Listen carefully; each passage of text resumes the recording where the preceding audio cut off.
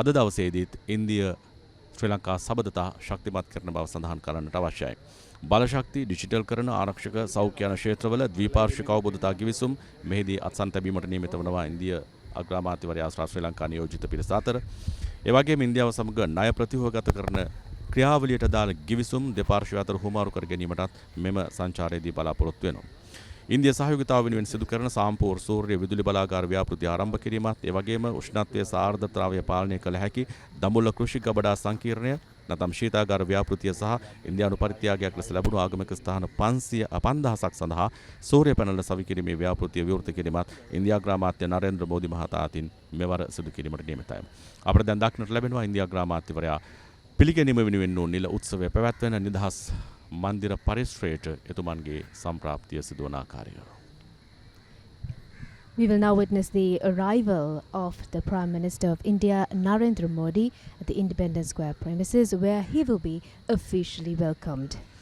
பாரத தேசத்தின் கௌரவ பிரதமர் நரேந்திர மோடி அவர்களுடைய வருகை இப்பொழுது இடத்தின் கௌரவ பிரதமர் நரேந்திர மோடி அவர்கள் உத்தியோகபூர்வ விஜயம் ஒன்றினை இலங்கைக்கு மேற்கொண்டிருக்கின்றார். 3 நாள் உத்தியோகபூர்வ விஜயமாக இந்த விஜயம் அமைகின்றது. அந்த வகையிலே இந்த விஜயத்தினூடாக நாட்டினுடைய பொருளாதாரம் மீள கட்டியெழுப்பப்படும் என்பதே அனைவருடைய எதிர்பார்ப்பாகவும் அமைந்திருக்கின்றது. இலங்கைக்கும் இந்தியாவுக்கும் இடையில் இருக்கின்ற பல நூற்றாண்டு கால நட்புறவை அந்த உறவை உறுதிப்படுத்துகின்ற வகையிலே இந்த விஜயம் அமையும் என்பதில் மாற்று கருத்துக்கு இடமில்லை. ஆகவே பாரத தேசத்தின் கௌரவ பிரதமர் நரேந்திர மோடி அவர்கள் இப்பொழுது கொழும்பு 7 அமைந்திருக்கின்ற சுதந்திர சதுக்கத்துக்கு வருகை தருவதை நீங்கள் காணுகின்றீர்கள். தேசிய அலைவரிசை ஊடாக நாங்கள் இதனை உங்களுக்காகவே நேரடியாக அஞ்சல் செய்கின்றோம். இம்மோடு இணைந்து பல சகோதர அலைவரிசைகளும் சமூக ஊடகங்களும் இவற்றினை மக்களுக்காக வழங்கி வண்ணமாக இருக்கின்றார்கள்.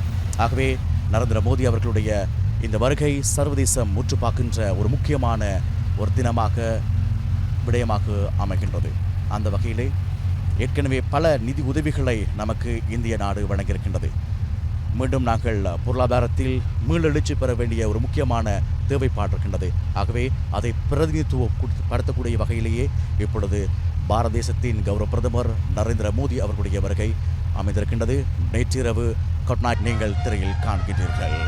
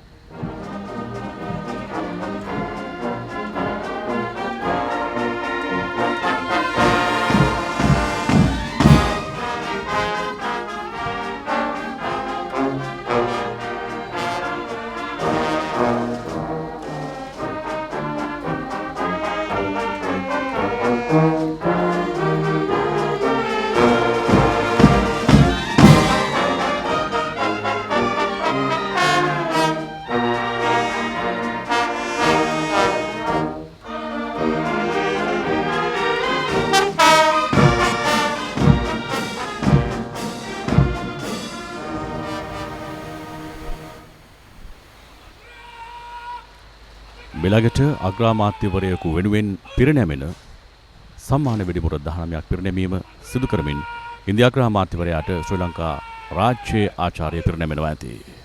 We will now witness the gun salute.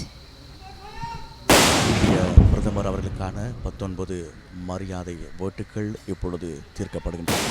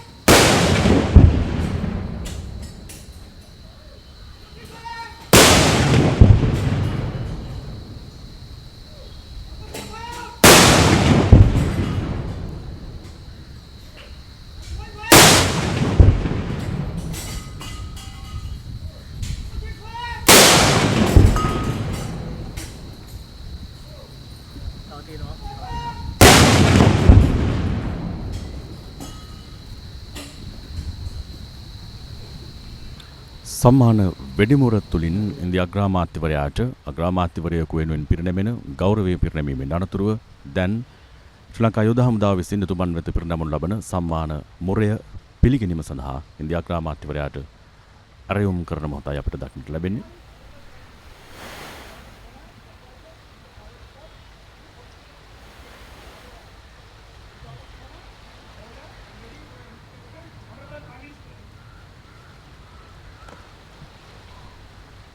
இந்திய பிரதமர் நரேந்திர மோடி அவர்களுக்காக உத்தியோகபூர்வ வரவேற்பு வைபவம் இப்பொழுது கொழும்பு 7 சுதந்திர சதுக்கத்தில் இடம்பெறுகின்றது. மரியாதை வேட்டுக்கள் தீர்க்கப்பட்டன. இதனைத் தொடர்ந்து மரியாதை அணிவகுப்பு இடம்பெறும்.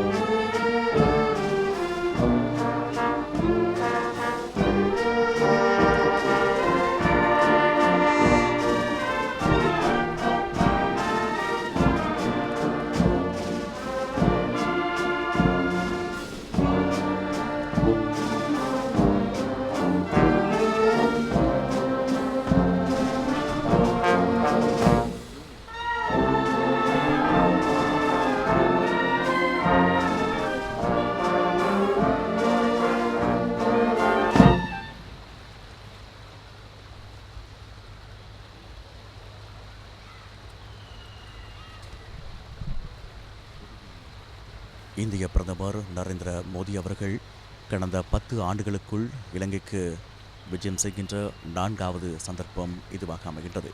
3 நாள் உத்தியோகபூர்வ விஜயம் மேற்கொண்டு இந்திய பிரதமர் கௌரவ நரேந்திர மோடி அவர்கள் இம்முறை இலங்கைக்கு உத்தியோகபூர்வ விஜயம் மேற்கொண்டுள்ளார்கள்.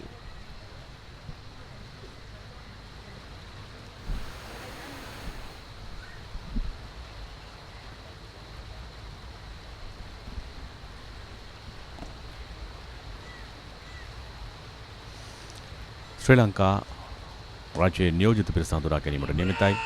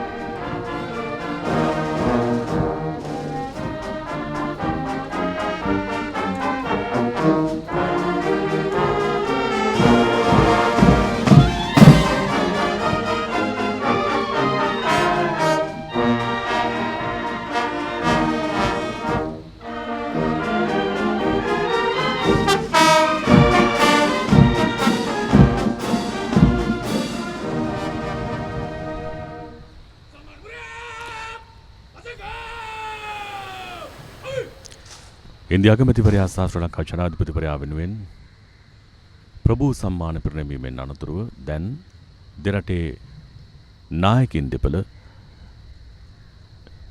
තම රාජ්‍යයන්හි නියෝජිත පිරිස හඳුනා ගැනීම සඳහා එක්වන මොහොත විශේෂ නියෝජිත පිරිසත් මේ මොහොත සඳහා එක්ව සිටිනවා. இந்திய கௌரவ பிரதமர் நரேந்திர மோடி அவர்களுக்கான உத்தியோகபூர்வ வரவேற்பு வைபவத்தில் இலங்கை ஜனநாயக சோசலிச குடியரசின் கௌரவ பிரதமர் உட்பட அமைச்சர்களை இப்பொழுது அறிமுகப்படுத்தி வைக்கின்ற சந்தர்ப்பத்தை நீங்கள் திரையில் காண்கின்றீர்கள். அதேபோல இந்தியாவிலிருந்து வருகை தந்திருக்கின்ற இந்திய வெளியுறவு அமைச்சர் கலாநிதி எஸ் ஜெயசங்கர் உட்பட உயர்மட்ட குழுவினரையும் இலங்கை திருநாட்டின் ஜனாதிபதி அனுர்குமார் திசாநாயக்க அவர்களுக்கு கௌரவ பிரதமர் நரேந்திர மோடி அவர்கள் இப்பொழுது அறிமுகம் செய்து வைப்பார்கள். We're now witnessing the Prime Minister of India, Narendra Modi, being introduced to the Prime Minister of Sri Lanka, including the official parliamentarians of Sri Lanka, who is being introduced right now to the Prime Minister of India, Narendra Modi, by Honorable President Anurakkumara Dissanayaka. பாதுகாப்பு, சுகாதாரம், எரிசக்தி, digital பொருளாதாரம் என்கின்ற பல அமைப்புகளை கொண்ட இருதரப்பு ஒப்பந்தங்கள் பலவற்றில் இந்திய கௌரவ பிரதமர் நரேந்திர மோடி அவர்கள் கைச்சாத்திட உள்ளார்கள்.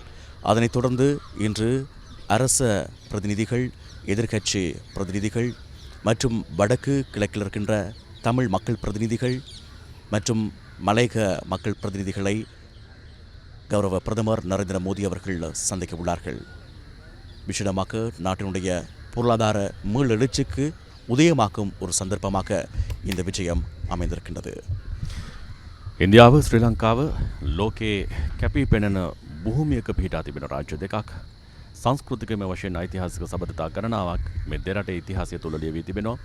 ඒ නිසාම ශ්‍රී ලංකාවේ ඉතිහාසය පෝෂණය වීමේදී ඒ සඳහා හේතුපාදකුණු ඉන්දිය උපසංස්කෘතික ලක්ෂණ ශ්‍රී ලංකාව තුළත් විද්‍යාමාන වුණු තැන් අපට දක්නට ලැබුණා. ඩිජිටල් එවැගේම බලශක්ති ආරක්ෂක සහ සෞඛ්‍ය අංශ ප්‍රමුඛ කරගත් දෙරටේ ආර්ථික සහයෝගිතාව නැංවෙන ගිවිසුම් මේ අතර ප්‍රධාන වශයෙන් බලගැන්වීමට නියමිතව තිබෙනවා.